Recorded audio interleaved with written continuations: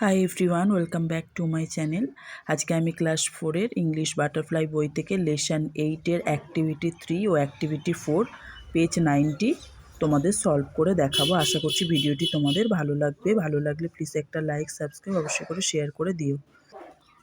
প্রথমে দেখো অ্যাক্টিভিটি 3-তে আছে write T for true and F for false statements in the given boxes.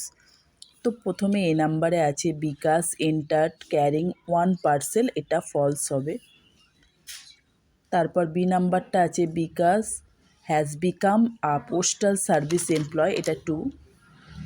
সিটা হবে Bikash was benefited by the language learning course, এটা টি হবে।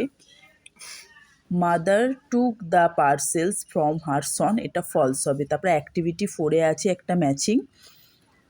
দেখো প্রথমে আছে বিকাশ হোল্ডস রুমাস হ্যান্ড, এটা দেখো এই সি নাম্বারটা হবে। অ্যান্ড অ্যাপ্রোচেস দেয়ার মাদার, এই দেখো আমি আই লিখেছি। তারপরে 2 নাম্বারটা আছে the great news was that, এটা একদম শেষেরটা হবে। Bikash was a postal service employ.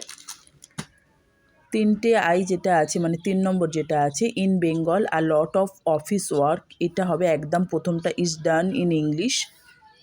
Ivy যেটা আছে বিকাশ ব্রড, এটা হবে saris and sweets for Ruma and mother.